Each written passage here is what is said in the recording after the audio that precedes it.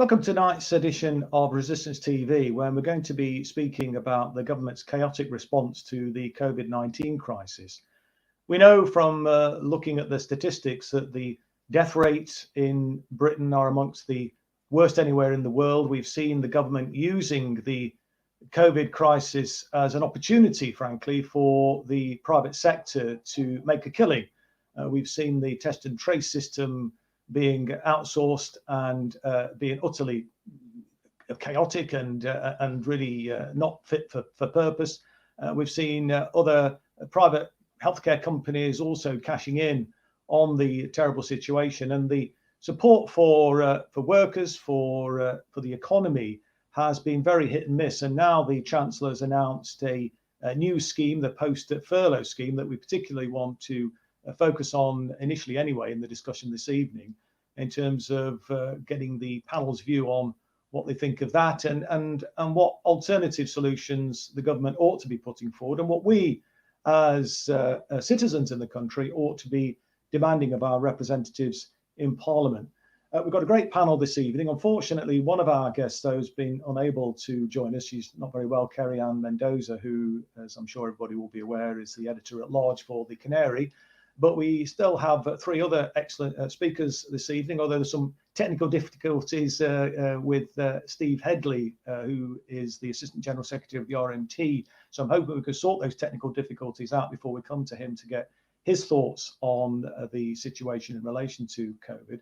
But our other two guests are Ian Hodson, who is the National President of the Bakers Union, and Jyoti Brar, who is the Deputy Leader of the Workers' Party. And people may have seen the Workers' Party have put forward an idea to address the COVID crisis and to raise additional finance. They're calling for a COVID tax on wealthy elites in the country. And so I think for our opener this evening, we'll go straight to Jyoti and get her thoughts on the COVID crisis and the idea that the Workers' Party have been putting forward as a potential solution to it. So over to you, Jyoti, your opening this evening's discussion.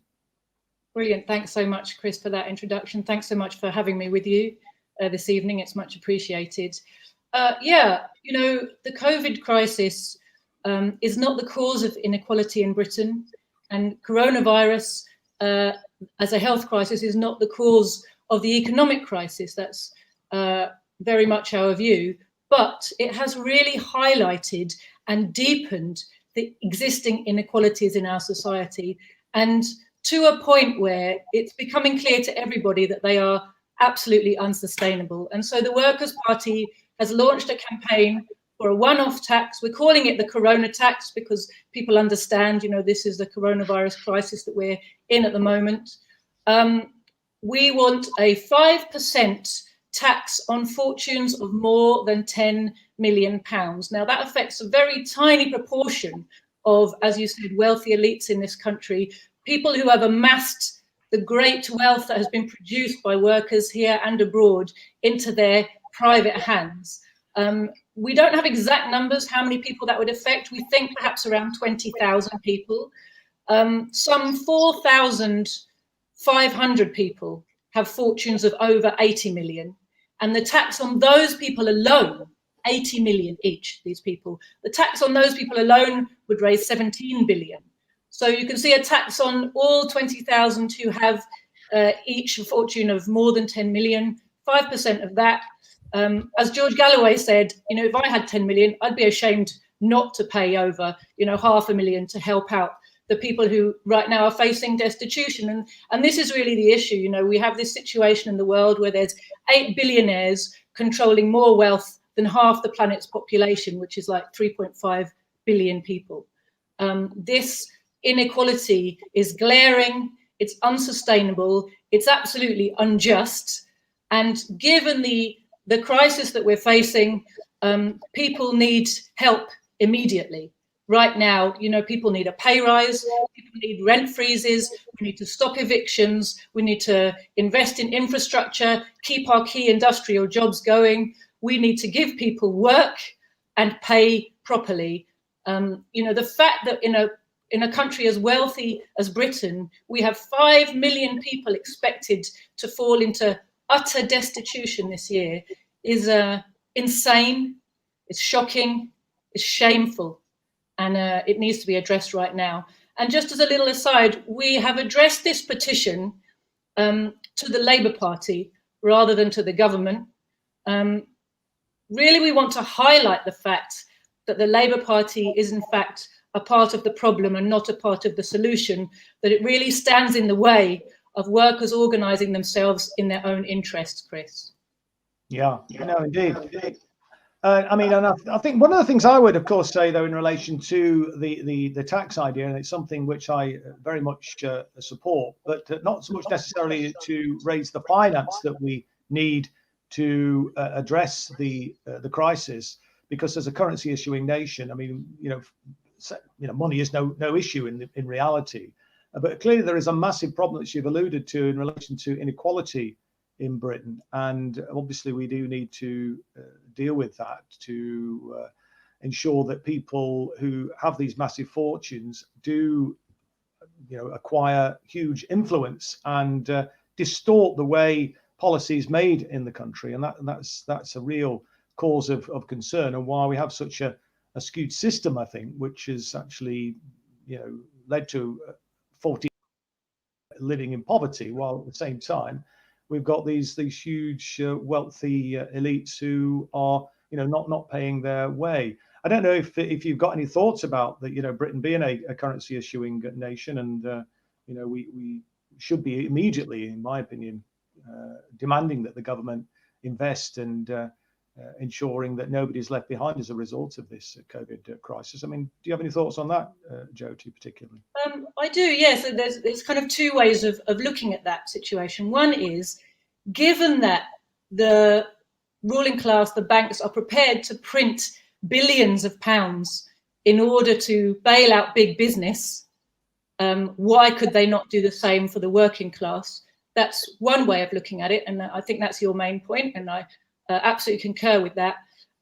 There's another way of looking at it, which I would slightly disagree with your analysis, that because we have our own currency, we are able to print money with no consequence. Money has a real meaning. It does reflect something. It's not just a piece of paper. You don't just need a printing press for your money to be worth something. The money which circulates in the economy is roughly equal to the value of the goods which are circulating in the economy. If you print more money, therefore, ultimately you are devaluing the currency. And one of the things, the tricks with quantitative easing that's been played on the people is it's actually theft. It is a pay cut for everyone whose wages don't go up. It is a pension cut. It is a savings cut. Anyone with a fixed income, their income is worth less. It has less purchasing power because the price of goods goes up as a result of printing money. So it's not a cost-free exercise. But given that the ruling class is happy to do it in order to put liquidity into the financial system, the stock market is where most of that money has ended up, creating fortunes for the already super rich. Yeah, absolutely. Why can't they do it for us? No, I agree. I mean, and I'm not just sort of saying, you create money without consequence. Clearly, what you need to ensure is that you are matching that to the spare capacity that's available in the economy. And there is a lot of spare capacity in the economy at the minute. Far too many people are unemployed. Many people are underemployed. There's massive need for public services. Social care is in crisis. Public services across the piece are not working properly. We've seen with this COVID crisis the utter catastrophe that's befallen so many people in Britain. I was already mentioning millions of people in poverty, the fifth biggest economy in the world. I mean, it's an absolute scandal. So, yeah, I mean, I think what we need to ensure that we do is that as a currency issuing nation is that we use that flexibility to ensure that we invest where appropriate, and we meet the spare capacity by making the resources available for it. It's interesting. The only kind of deficit that the government ever seems to be concerned about is the fiscal deficit, and the truth is they're not bothered about the deficit in poverty, the deficit in public services, the quality of public services, deficit in healthcare, and it's for those reasons I think we need to be coming together to be demanding better from our representatives and ensure that they represent the people that put them there rather than the wealthy elites who seem to have so much influence. But let me move, if I may now, though, to Ian Hodson from the Bakers Union, and just get his perspective on the situation. I was reading in the Morning Star, I think it was yesterday actually, that the TUC saying that the latest proposition from the government is just a drop in the ocean and won't save us, says the TUC. I mean, what's the Bakers Union perspective on the way in which the government's been handling the COVID crisis, and how have your members been coping with the situation with the furlough and all the rest of it? Well, I mean, I think the TUC is absolutely right. The situation that we find ourselves and what the government's putting on the table now is just a drop in the ocean, and it won't save jobs. In fact, it will probably force employers to make that decision to lose employment, because obviously we've struggled to get employers to top up the 80% payment. So the idea that they're going to provide a third of hours to people and then supply a top up with the government to a maximum of 77% of their earnings is delusionary. The government is its ideas behind that are not going to work. We haven't seen employers stepping up in this crisis. We've seen employers, be happy to take the 80% and keep people employed, yes, and it has, stopped huge redundancies from happening up to press. But we do know that these companies are planning for the end of the furlough scheme to make huge announcements, which is going to have a significant impact on jobs in this country. I mean, obviously we represent Greggs workers, for instance. I mean, Greggs are one of those companies that did try and do the right things by their employees. They did furlough and did top up their wages. But of course, the announcement that happened in August for the Eat Out to Help Out scheme meant we poured, millions and millions of pounds of taxpayers' cash into the banks of multi-global corporations like McDonald's, and not into companies like Greggs. So we're now in discussions about job losses that are going to impact across Greggs, which hasn't relied on 0 hours, didn't pay minimum wage, and didn't use youth rates. It actually paid its workers properly and gave them real benefits. But they're going to be hit more so because obviously they didn't benefit from any of the taxpayers' cash that was handed out by the government in August. And I think what we've seen from the government. I mean, it's most of our members did work during the pandemic. They the major crisis and the lockdown. They were in work and keeping Britain fed.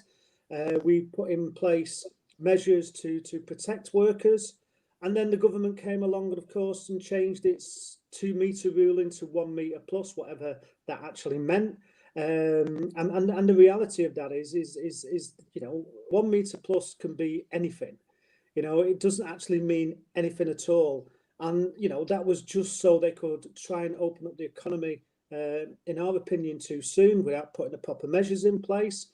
As we've seen as well in schools and colleges and universities, there was measures they needed to put in place, and they failed to do so, which obviously has led to this massive increase all of a sudden in cases. But we shouldn't be surprised. I think that the government's handling of this crisis has been absolutely appalling. And our members are going to struggle as we go through, because of decisions made in Parliament, and unfortunately as well, I've got to say, and we've expressed our concerns. The Labour Party's position in supporting the government instead of opposing some of the things is not putting us in a better place at all. We are really concerned about the future of a lot of our members. I mean, by the way, McDonald's. I mean, I was listening to a Zoom call earlier on where McDonald's are still paying out over £1 billion to shareholders during this crisis, yet benefiting from tax through the furlough scheme and obviously from the Eat Out to Help Out scheme. It's appalling. On a wider point, Ian, I mean, do you not think that the COVID crisis has brought into sharper focus, really, the failings of a kind of corporate capitalist system that has been holding sway really forever in this country, and has got worse, of course, with the kind of neoliberal agenda since 1979, which has really put workers in a very kind of vulnerable position. We know that millions and millions of people in Britain are now on in precarious employment, 0-hour contracts, etc. Many of the sort of companies where you try and organise workers will try and sort of exploit their workers. It's why it's so important for people to join a trade union. But do you think there's an opportunity for us to press the reset button? I mean, on the way the economy is organised, and what are the unions doing, if anything, to demand that? Do you think? Well, I'd say a couple of things on that. I mean, yes, there is an opportunity to press the reset button. I would definitely agree with that. I mean, one of the things I would say on that is obviously we've launched a campaign with DL Organised in relation to statutory sick pay. You know, I mean, the statutory sick pay has always been very low, but I think during this pandemic, it's become quite clear that it's not fit for purpose. I mean, you know, people are being faced with a challenge of do I go into work with the symptoms and and risk the spreading of the virus, or do I stay at home and have to try and survive on £95 and 85 pence a week, which is equivalent to £13.70 a day. I mean, you know, what we're calling for on that particular issue is that we believe that, you know, there should be a levelling up, and companies who don't provide sick pay should be levied, and they should be, you know, guaranteeing, you know, the government should be guaranteeing workers at least 6 weeks full pay. And if you're a 0 hours contract worker, then it should be at least the average of the last 12 weeks that you've worked. And we think that would be fair, and make sure that people can do the right things, one, by their own family, and make those decisions to be able to afford to isolate without the risk of losing their home or being unable to put food on the table or pay for the heating, especially in the winter. You know, and I think, you know, that needs to be addressed, and that is one of the areas for certain, you know, that we need to consider. I mean, alongside the job insecurity we saw at the beginning of this crisis, people like Tim Martin, for example, making a decision that, all right, the government was announcing the furlough scheme, but he wasn't going to pay his workers until the government put that money in his bank, because he wasn't going to take the risk of that money not going into his bank. Well, workers shouldn't have to rely on a system that may or may not. I mean, obviously we shamed him, and, you know, we were successful in getting him to pay his workers, which was good, and they didn't have to go and work at Tesco's. But again, you know, I stress that 80% of low-paid workers' earnings is even lower paid than what they're normally used to.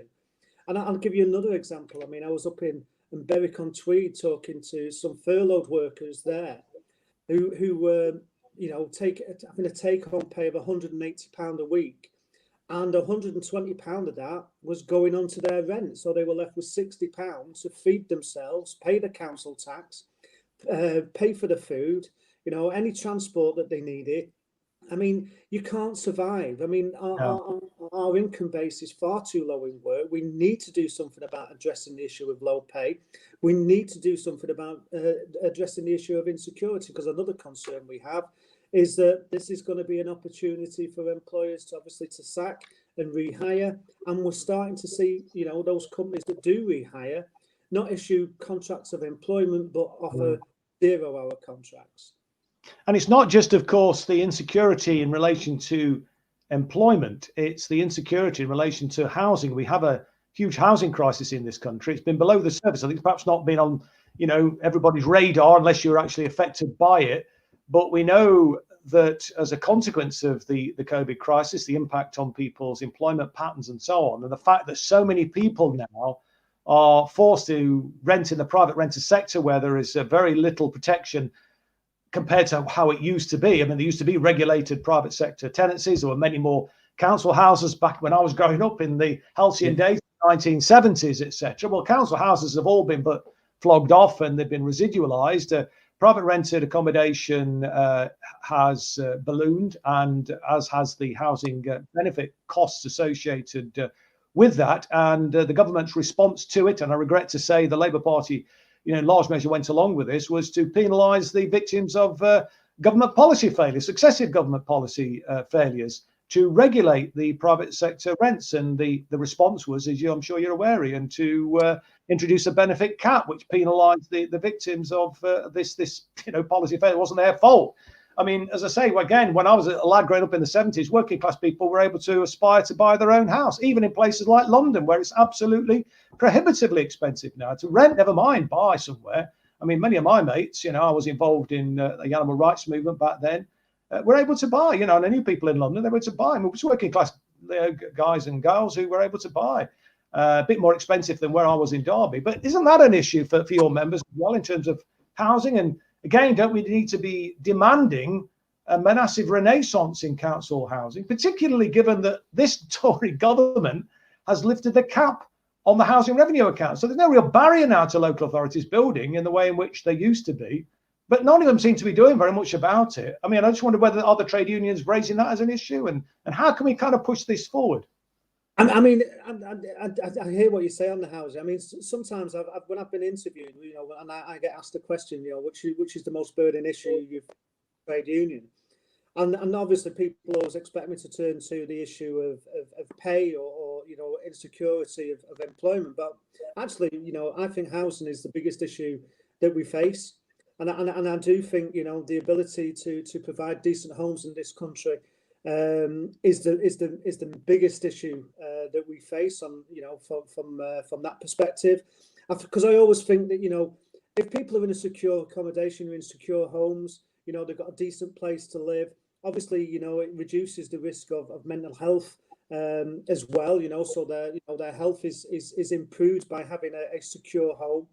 And then I always think that after that, we can then sort out the issues of low pay and insecure work. But I mean, I do believe, the biggest issue that people face, first and foremost, is the right to have a decent place to live. And yes, it does impact on our members. And like I say, if someone's paying £120 a week rent and only earning 180 quid, it's not sufficient to live on. I mean, but yes, the housing issue in this country is abysmal, and for far too long, we've allowed the media to portray this crisis in homes as being the fault of people coming into this country, and it's absolutely nothing to do with anybody other than politicians who have made decisions to sell off our council houses and not to replace them with new council housing stock, to expect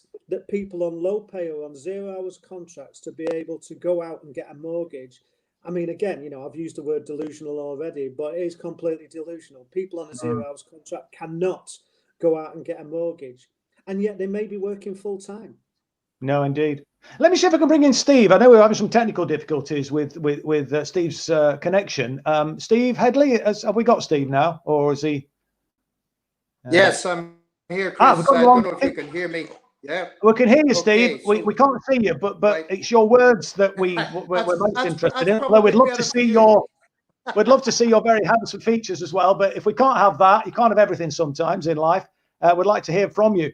I mean, just I'd like to get your take and the RMT's take on the government's response, obviously, to the COVID crisis. And the point that Ian was just making, I don't know if you heard it, Ian, talk about this kind of divide and rule strategy of blaming migrants for the housing crisis and, the shortages in relation to the healthcare provision and so on. And I know that you have done a lot in actually, fighting those kind of bigoted views. But perhaps you could just maybe start, Steve, by giving us the RMT's thoughts in relation to the COVID situation and how you've been responding as a trade union on behalf of your members.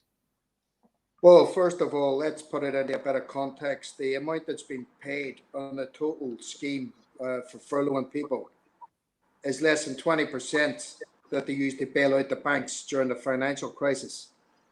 So let's remember that they spent trillions of pounds.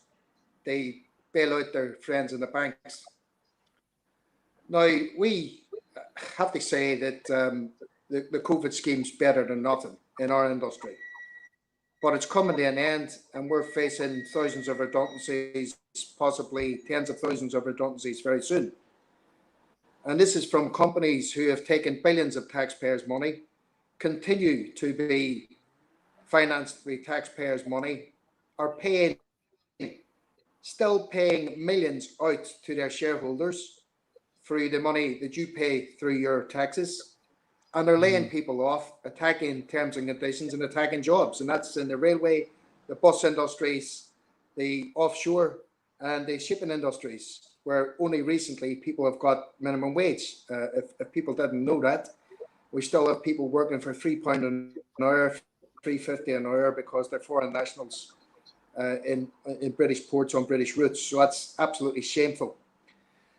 But we've said the government, if these companies on the railways, and I don't know about other people, I can't speak for other trade unions, if these companies on the railways are intent on taking the taxpayers' money to pay out to their shareholders, well, the simple solution is this. What we have to do is bring all these industries under national control, and eventually under workers' control. We nationalise them all. Because what is the point of having a middleman? It's a sort of money laundering or operation. The government gives taxpayers' money to these companies, these private companies, the railway companies, and they transfer that money to their shareholders. They're not investing it in the railway or safety or passengers or indeed staff. They're just using that money to run off and do what they want. So our position as a union is all these industries, bus, rail, maritime, offshore, should all be nationalised, and that money brought back into the economy and swell the coffers of this country, so we can actually use that money, and it's been mentioned already, on necessary projects like infrastructure and like housing, where it's an absolutely appalling situation. On the point of this crisis, well, crises are things that happen periodically within a capitalist system. And we have a clear policy as a union. We want to supersede capitalism with a socialist form of society. And I think we've got to look at it, because we now know who the essential workers are. And we know that it's not essential that these people on mega salaries go to work every day. They don't have to. And indeed, a lot of working class people don't have to go to work. They can stay at home and they can work from home. And look at that benefits that that could have on the environment. And we have to reassess all these things. It's an opportunity to reassess these things. And what is the point in somebody travelling into the city and an hour there, an hour back, paying, the argument is that they have to keep the economy going, so they pay 10 quid for a crap sandwich with crap nutritional value, and then they come home again. Well, why can't that person work from home and have a better quality of life if that's possible? And I'm sure we can reorientate the economy to that. But as far as a transport system goes, we might have to rationalise that as well, but we have to not scare people. We have to say that these people will be used to do something socially productive. We don't want to put workers on the dole. We want to get them to do something that benefits society and pay them the money that deserves. So we know who the key workers are.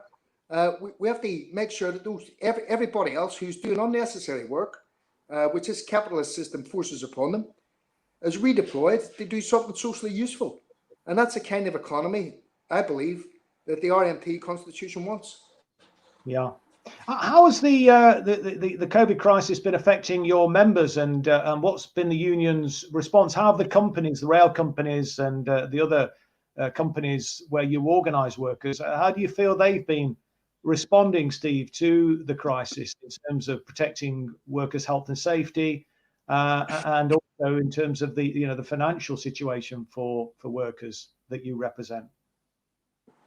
Well, the people that have been directly employed, by and large, have been, well, quite reasonably treated. It's the people who have been on contractors, subcontractors, who have been, by and large, been laid off, precarious employment, 0 hours contracts, all that, what you would expect.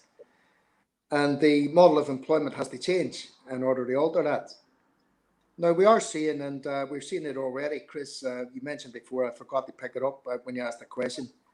We have this government and we have these racists out there now trying to blame what is a crisis of a system and a crisis even within capitalism of an absolute mishandling of this COVID crisis by this government, and then attack on foreigners, or and then attack on kids who want to go out and socialise, or people that go to pubs, anybody but the people that actually make the decisions, which are the government. And we as trade unions have to fight that. The bosses, of course, are quite happy to use immigrant labour to try and divide and rule. And what I mean by that, obviously, we as a trade union want to organise everybody. But what they'll do is they'll lay the staff off first who are casually employed, which usually happen to be black or Asian or East European, because they've been there less time. They haven't been part of the nationalised industry before, and they've got they're easier to sack. So that's causing problems in itself. And we as a union, of course, our stance is that everybody is a worker, no matter where they're from, no matter what race they're from, no matter what religion they're from. And that's our basis. Our basis is class solidarity. But we're going to have to watch this, because inevitably, when potentially millions of people go under the dole, the far right are going to be attacking us, and they're going to be attacking immigrants, Muslims, whoever, by saying that these people are here taking your jobs and your houses. When, of course, the solution is they create more jobs and build more houses. Absolutely, and that's certainly what we should be demanding. And clearly, there is a gap, isn't there, in terms of the political representation, in terms of coming forward with the sorts of solutions that you've been alluding to, and indeed Jyoti and Ian, for that matter. I mean, what can the trade union movement do to ensure that the sort of policies that some of the policies you've been talking about there, Steve, are, as we know from opinion polls, very popular with the wider general public? How can we get our elected representatives in Parliament to implement those policies? What can the trade union movement do? What can the wider Labour movement do? And what can the, workforce really? I mean, the people across the country. What can we be doing, or what should we be doing? Do you think, to try and bring about some of these, what seem to me to be kind of common sense proposals? I used to talk about common sense socialism, and what you talk about, it just seems to me as eminent common sense. What can we do, given what happened at the last general election, to try and bring about these changes? Because it seems to me the governments and the country seems to be going in the opposite direction from the sort of common sense perspectives that you've just set out. Well, Chris, I've come to the conclusion I've torn up my Labour Party membership card today. I think the party's over in no uncertain terms, and the reason that I took that decision was the way that the Labour MPs failed to vote against the Government Criminal Act, which allows state murder, sexual violence, torture, and with only 20 Labour MPs had the guts to vote against that. I see Keir Starmer as an absolute sociopath. I think he's a person who would do anything for power. He will abandon all the principles. He's already made it clear that he wants a return to Blairism. He's been quite blatant about that. So what the trade unions are better off doing, I think, is forming a political party. We're right back to where we were 100 years ago. The trade unions are not being represented by any political party right now. The Corbyn experiment has failed. In fact, the leaders of the Corbyn experiment abandoned all their principles halfway through the fight.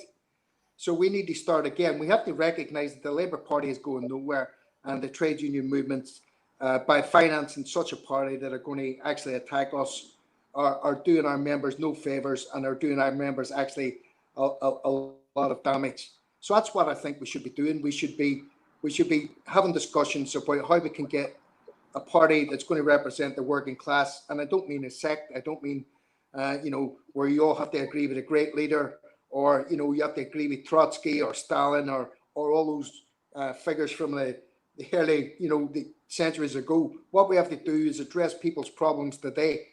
The lack of housing, the lack of democracy in this country, the increasing authoritarianism, the international wars carried out in our name, which are not backed by anybody, really, any proportion of people in this country. We have to bring these home to people. And the trade union movement really have to stop flogging a dead horse. Labour Party's over. They've got to put their money where their mouth is and get a party that will represent working class people. In the meantime, Jyoti, I mean, obviously you're representing of the Workers' Party. I mean, obviously there's a lot of things that we've been talking about this evening in terms of what's wrong, and we've come forward with some common sense ideas in terms of trying to make those or suggest those changes. But what can we do to try and, in the absence of political representatives who are prepared to take forward some of these ideas? I mean, certainly this government is never going to take forward, I don't think, not willingly anyway, the ideas that have been discussed this evening, even though they are incredible common sense. What can we do to bring about the change that the country desperately needs, Jyoti, in your opinion, in the short term as well as the medium and longer term? I think what we need is, Steve's absolutely right, and Steve, Ian, Chris, there's a home for all of you in the Workers' Party if you want to join with us in our efforts. We need to build a working class party that is prepared to represent the interests of the workers, not follow in the wake of the capitalist class, as the Labour Party has shown itself time and time again to do.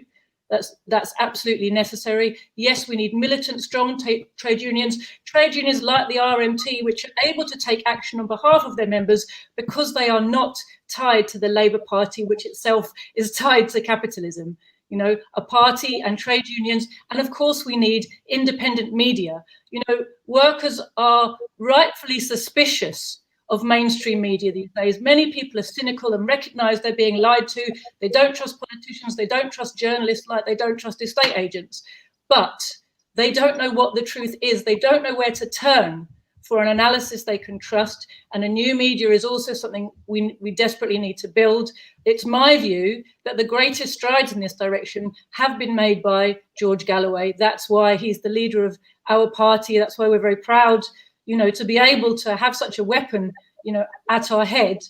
But we are not just a one-man party. We are a party for all workers who agree with the things that Steve was talking about earlier, that we need a workers' control of the economy, a planned economy that serves the interests of the people and puts human logic at the heart of everything it does, rather than the capitalist logic of profit before all.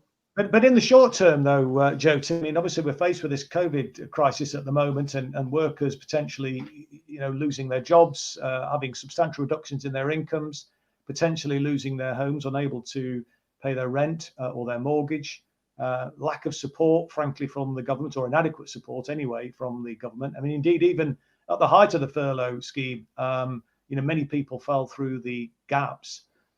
Any thoughts on what could be done in the short term to try and force a change? I mean, I think there have been some direct action, for example, to prevent evictions in the past, and whether or not that's something that could be organized. Is that something that you think could be done, or what other ideas might you? Absolutely. Yeah. We need to rebuild an unemployed workers movement, tenants movements, as well as militant trade unions.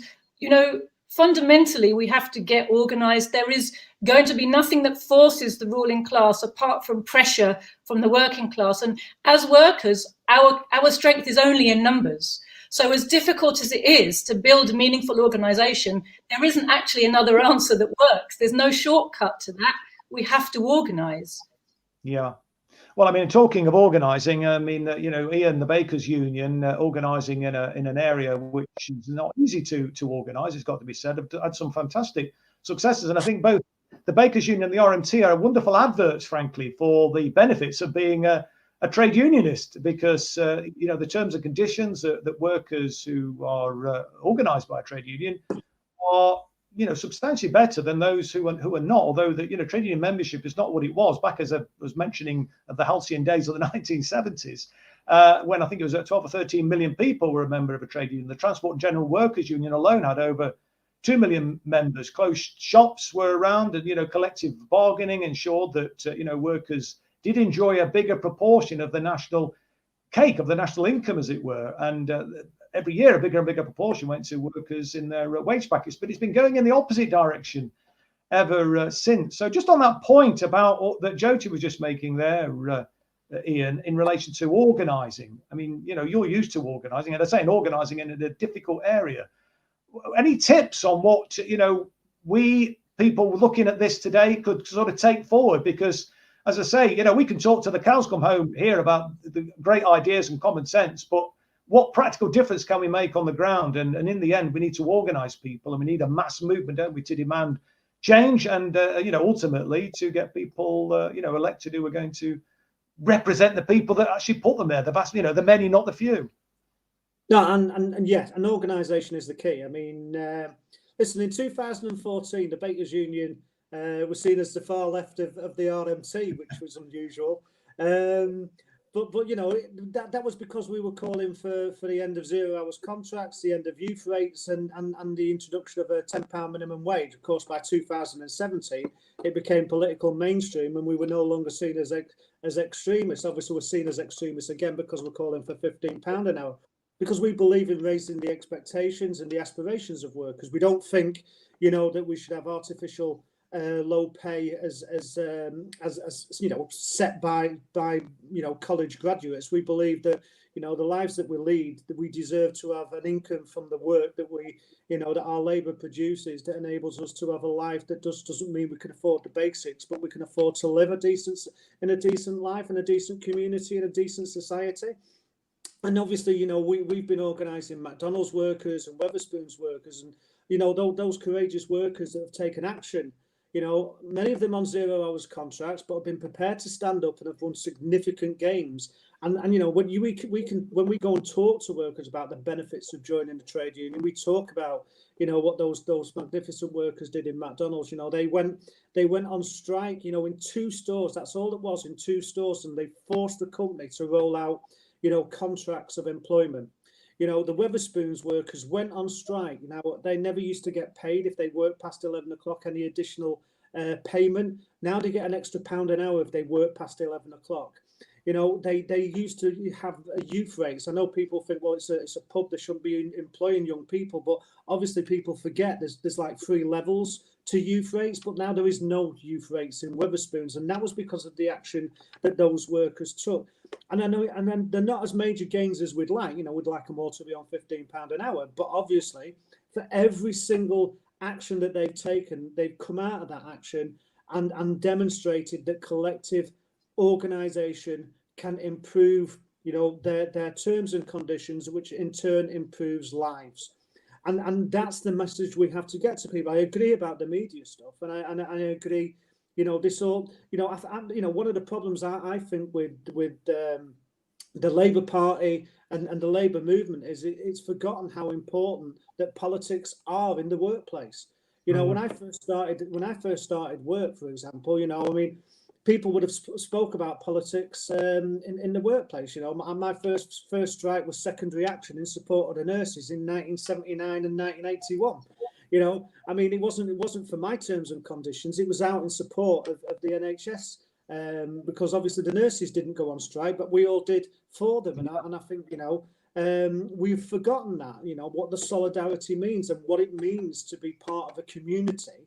And we need to instill that back into people. We need to counteract this idea that all of our problems are caused by some other poor people, and actually explain to people, the real difference that we can make by being organised. And again, it does come back to an education. It does come back to making sure that trade unions are actively, involved in their workplace. One of the problems that I think is, we've allowed for ourselves for too long to rely on politicians to make decisions and bring in legislation to improve our lives. And we've never won that way. They've conceded when we've shown our strength and shown our collective power together. And I think the sooner we understand that our strength and our power for real change comes from solidarity, the sooner we'll get back to understanding what a difference we can make by being organised. Well, as we know from history, power concedes nothing, and all the gains that we've ever made, thanks to the efforts of the trade union movement, many of which people take for granted now, we're not actually just handed down as a sort of a gesture of a goodwill from the ruling class. It was something that we absolutely had to fight for, and it's important to remember that the early trade unionists risked very severe penalties, including transportation to the colonies, as it were. And we owe a huge debt of gratitude to them. But your point about solidarity, I think, is one that's well made, and we need to, I think, find a way, don't we, of, I suppose, building that. The thing that one of the things that really inspired me about the Corbyn project was this notion of building a social movement. That's one of the reasons why we a number of them are trying to create this resistance movement to sort of capitalize on that, build on that, and to organize people. Because in the end, we're not going to achieve anything unless we win hearts and minds of people and encourage people and empower people to recognize that the power of their collective solidarity is unstoppable. And it's something that we need to build that, and you need to build beyond the sort of boundaries, I guess, of the trade unions. Steve, what's your thoughts on that particular point about how we go about building a movement and delivering the sort of changes that we've been talking about? Well, look, Steve? Solidarity is absolutely necessary, and whether people decide that they're going to work in a community organization or a trade union or whatever organization of resistance that there is, then that's fine. But I have to say this, right? A general strike on its own, if it's just an economic strike, we could have every union out in the country for the next month. They closed down the country for 3 months. Unless that general strike has got a political perspective and is actually supported to have a real change in society and not just one short-term economic gains, in 10 years' time, we'll be back in the same position. Because capitalism can concede things in the short term and then they'll claw them back in the long term. Do you think this COVID situation, though, Steve, do you think the COVID situation could be a catalyst, and what should we be doing then, if you think it is a catalyst, to make the most of it, to basically raise, I think the point you're making, we need to raise political consciousness and raise political expectations, two of the things that we are hoping to achieve through this resistance movement as we build it going forward. But what would you say to that?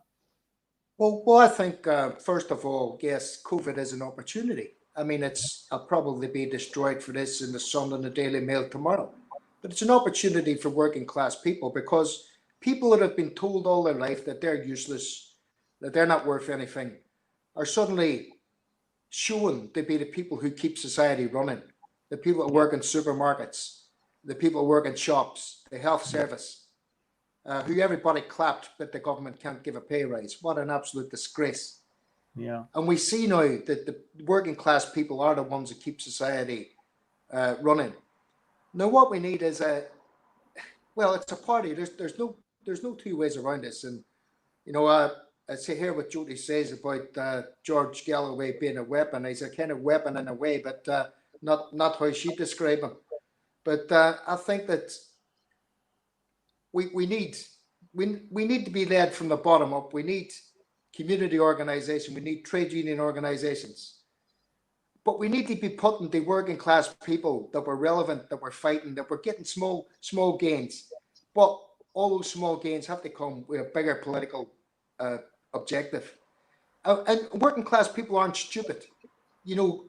We have fought over the generations, and our forefathers and foremothers have fought. And when they came back from the war, they took on the establishment and they won massive, massive concessions. Now, if they can do it, we can do it. Because the war changed consciousness. Now, this could change consciousness. It's just up to us now to take the bull by the horns and go, the way people have been treated is not good enough. We want an absolute change. Well, I think there's a real obligation, in my opinion, on the labour movement, on the organised labour movement, to step up to the plate to help to facilitate that. And my mum and dad, you talk about the Second World War generation. My mum and dad came back from the Second World War. They were part of that generation that said they weren't going to go back to the indignity of the means test and fearful of falling ill because they might not have the resources to pay for their medical costs and living in poor quality housing. I mean, there's many things, I think, and many more things, frankly, that 45 to 51 Labour government could and indeed should have done. But nevertheless, I mean, what they did achieve, I mean, it transformed the country and stood this test of 34 years. We had a post-war consensus that saw a bigger and bigger proportion every year of the, as I was saying earlier, of the national income going to workers in their wage packets. The regrettable thing is they didn't put in place an irreversible shift in the balance of power and income in this country, because, as I've already said, many of those gains that were made, have been taken away from us, and we're almost starting, not quite from where we were, but nevertheless, there is a major crisis now in this COVID situation, and it's actually causing incredible hardship for many people. And obviously not just the obvious thing in relation to the numbers of people that have lost their lives and have suffered terrible health problems, but also the other economic impact on those people, and that'll have a long-lasting impact as well. And I keep making this point: we are an incredibly wealthy nation. The fifth biggest economy in the world, a currency issuing sovereign currency. Which gives us enormous flexibility, and we need to be, in my opinion, using that flexibility. But we've got to raise consciousness and build support for that, because there is a massive effort being put into keeping people ignorant of the facts, and keeping people ignorant of what is possible, and that's a real challenge, I think, for the Labour movement, and for all of us who want to see a better life, a better society.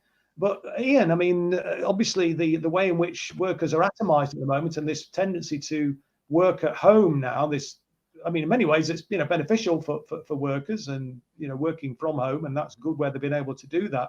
But that in itself, doesn't it, poses challenges to working class solidarity and trade union organisation, doesn't it? Because people are not in a workplace where you can talk to them directly. I mean, have you got any kind of new technological ways of reaching people that are working in a sort of, maybe, I guess perhaps your workers are not so much, the people you organise are probably not the people that do work at home, but nevertheless, I'd be interested in your thoughts in relation to that. Yeah, listen, the challenges now for organising, obviously the days of handing out leaflets outside factories, people run a mile if you're trying to give them a leaflet at the moment. So we're having to come up with new ways of trying to engage with workers, and we've recently tried some new tactics in relation to that. Obviously, the online use of Zoom. I prefer it when Zoom was a nice lolly, but it's currently. I remember that as well. It's currently my daily life, as it is for many people now. But we're trying to organise in new ways. Obviously, we've created WhatsApp groups. Like, so when we was doing the Wetherspoons campaign, or when we've been doing the McDonald's, with the health and safety issues, we've managed to group people together and keep everybody informed and updated, and actually got them adding their friends, and obviously other people that work in those workplaces. We've just done a call with Green Corps workers. Where obviously there was the massive issue where they had 300 people tested positive for coronavirus, and part of the site's organised and part of the site isn't organised, because it's broken into different like factories, if you like, So we've been able to recruit on there through holding online recruitment meetings. We're currently looking at how we can organise non-organised sites in a similar way. So there are opportunities to use the new technology, which obviously we are trying to develop. And obviously some like the teachers, for example, they've been very, very good during this crisis of being able to recruit. It's slightly different for us on the basis that most of our members are, as I would imagine the same for the RMT, as most of the people are in work. But obviously from an organising point of view, trade union officers can't get to them to organise them, because obviously there's been massive restrictions placed on us. So we're having to find innovative ways to do it. But it still can happen. And obviously it's up to the Labour movement to design the new model of organising. We have to do it, to survive. But more importantly, we have to do it if we want a society that's fair and equal for everybody to be able to thrive in. I think one of the things we need to do as well is sort of settle some of our kind of perhaps ideological differences, which seem to plague the left. And and sort of try and pull together in solidarity and recognise the bigger goal in that sense. But we've got a few questions, and we've only got 5 minutes left to go before the end of the show. The question for you, Jyoti, just perhaps in a sentence, from Paul, is asking, what could you say, perhaps in a sentence, to his members to convince them to support the Workers' Party? What would you say in a sentence? What would be the kind of the USP for the? I would say read our 10-point programme. If you agree that we should have the workers in charge and a planned economy, you should be with us. Okay, that's very short and succinct. Thank you. That gives us a chance to move on to another question. I might as well stay with you if you don't mind, Jyoti, and I'll come to the others on this. And it's a question from Emily Masley. He's asking about a universal basic income. And I'll just read his question. Said, if we're to keep this monstrous capitalist system, then we need quantitative easing, QE for the people, and not, I think the point that you've been making, not as a benefit as a basic human right to live in dignity. I've got some question marks myself about universal basic income. I tend to prefer a job guarantee scheme myself, but what's your thoughts, Jyoti? I mean, do the Workers' Party have a position on the universal basic income? We do, yes. We don't call for a UBI. We do, of course, agree that benefits need a massive overhaul and a massive rise. I mean, it's appalling the way that people who are forced onto benefits because they don't have jobs are treated, and the terrible poverty that they have to endure, and the way that their money is constantly withheld. I mean, you know, the scapegoating is horrendous, and we are massively opposed to that and in favour, you know, benefits must be living benefits. But we don't want to sort of cement in the concept that workers are redundant. As far as we're concerned, everybody has hands to work with. Everybody who is able to work should have useful, meaningful work. Exactly what Steve said earlier. We need useful, meaningful, necessary work. There's plenty of it, and there's plenty of people to do it, and we need to put the two together. Absolutely. It was the kind of point I think I was alluding to earlier on, and, you know, using the flexibility of being a currency issuing nation, and you know, the fact that there is spare capacity in the economy, and many things that desperately need to be done, from public services, we've already said, social care crisis, right the way across the piece, the desperate need for infrastructure improvements and so on. But Steve, I mean, does the RMT have a position on universal basic income, particularly in the light, I suppose, of the COVID crisis? Perhaps if we'd had a UBI, actually, that would have dealt with, even if it was on a short-term basis, perhaps it would have dealt with the fact that many people did fall through gaps. You know, with the furlough scheme, there's a lot of people who didn't actually get any benefit at all from that. Do the RMC have a position on universal basic income? I'm not sure if we do as a trade union, to be honest. So I'm going to just answer this in a personal capacity. I think that if we redistributed all the necessary jobs, people's working week would be vastly reduced. We did away with all the unnecessary jobs, and we could have you know, an income for everybody that people could live on very, very comfortably. I think that's what we need.